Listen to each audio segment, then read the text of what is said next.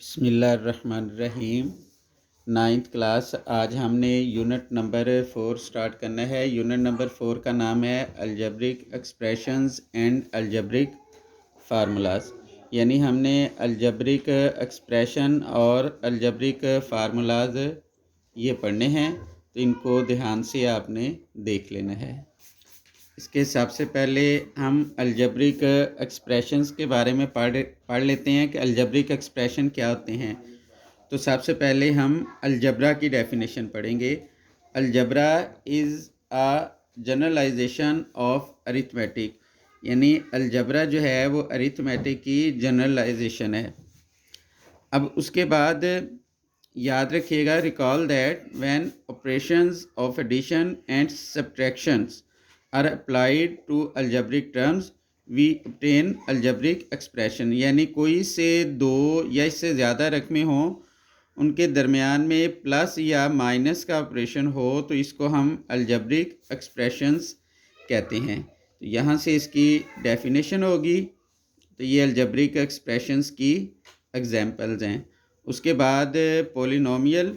A polynomial in variable x is an algebraic expression of the form. यानी जब equation इस form में हो तो इसको हम पोलिनोमियल्स कहेंगे। उसके बाद हम रैशनल एक्सप्रेशंस के बारे में स्टडी करेंगे। The quotient of two polynomial P of X and Q of X where Q of X is non zero. यानी ये जो क्यू ऑफ एक्स है ये नॉन ज़ीरो होगा, यानी ये ज़ीरो के इक्वल नहीं होगा। Is called a rational expression, तो इसको हम रैशनल एक्सप्रेशन कहेंगे। अब आगे हम पढ़ेंगे कि जो रैशनल एक्सप्रेशन है वो लोएस्ट फॉर्म में कब होते हैं।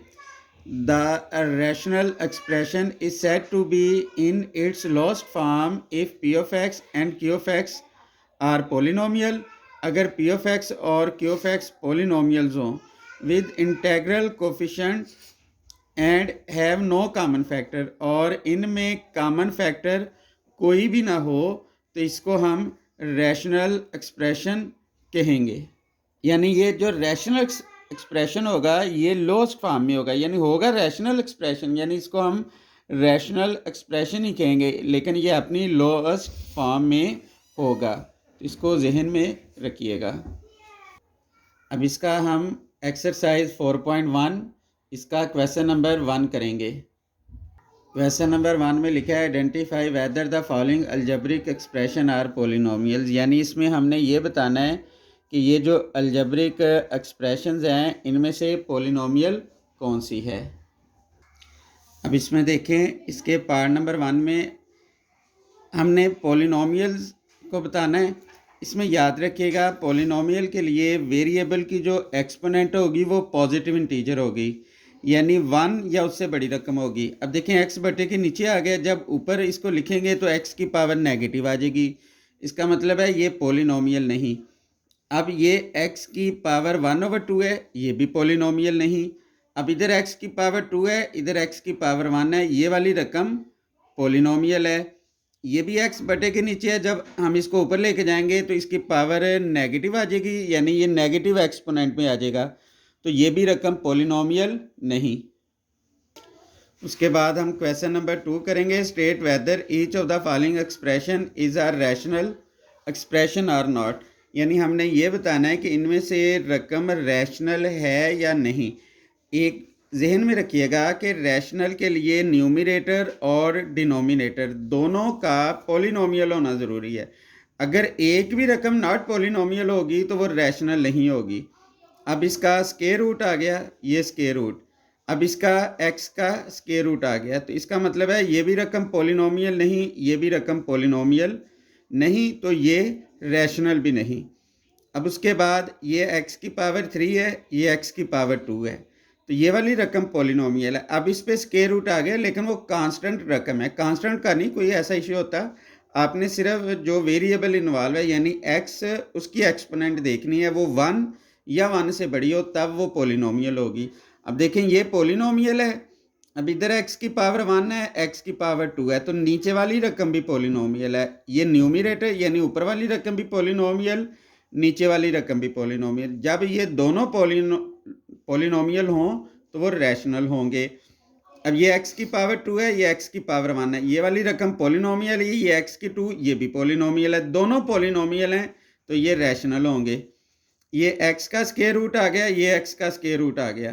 तो अब ये रकम जो है इसकी पावर 1/2, इसकी पावर 1/2। अब ये पॉलिनोमियल नहीं, ये भी पॉलिनोमियल नहीं। अब ये तो पॉलिनोमियल नहीं है तो इसका मतलब है ये रैशनल भी नहीं होंगे। अब इसका हम पार्ट नंबर 1 सॉल्व करते हैं। इसको ये हम काट लेंगे, ये 4 के टेबल पे कट जाएगा तो ये आ जाएगा 4। उसके बाद ये x की 3, हमेशा छोटी रकम की जगह चेंज करनी है। 3 + 2 है, नीचे आके -2 हो जाएगा। फिर ये आ जाएगा y की 3 +1 है, ऊपर जाकर -1 हो जाएगा। z की 5 +2 है, ऊपर जाकर क्या होगा -2। अब उसके बाद ये आ जाना है 4 y की 2 z की 3 ओवर x, ये इसका आंसर आ गया। इसको आपने ध्यान से देख लेना है। इसका हम पार्ट नंबर 3 करते हैं। इसमें सिंपली हम इसका स्क्वायर ओपन कर देंगे। x + y होल स्क्वायर, ये आ जाएगा x² + y² -2xy, फिर ये आ जाएगा -4xy। उसके बाद इस रकम का स्क्वायर ओपन कर देंगे। x² + y² -2xy, ये रकम आ जाएगी, ये आ जाना है। उसके बाद ये आ जाएगा x² + y², ये इधर प्लस था +2xy -4xy। अब ये लामत आएगी बड़ी रकम की, प्लस माइनस माइनस हो जाएगा, 4 में से 2 गया 2xy, ये आ जाना है। फिर उसके बाद आएगा x² + y² -2xy। तो इन दोनों को हम डिवाइड करेंगे तो ये आ जाएगा 1, ये इसका आंसर आ जाएगा, = 1, ये इसका आंसर आ गया। इसको आप देख लें। उसके बाद इसका हम पार्ट नंबर 6 करेंगे। ये हमने रकम लिख ली। अब गौर से देखें, ये वाली जो रकम है ये x - 2 इसका स्क्वायर बन रही है। देखें अगर हम इसका स्क्वायर ओपन करेंगे यही रकम आएगी। उसके बाद यहाँ से हम 2 कॉमन ले लेते हैं, ये 2 कॉमन लेंगे तो ये आ जाएगा x² - 4, ये रकम आ जाएगी। अब x - 2 होल स्क्वायर है, इसको हम 2 टाइम लिख लेते हैं, यानी x - 2, फिर हम लिख लेंगे x - 2, फिर अब ये आ गया 2, x की 2, ये x का स्क्वायर और -4, ये 2 इसका स्क्वायर आ जाएगा। ये रकम इस तरह आ गई। अब उसके बाद हम इधर लिखेंगे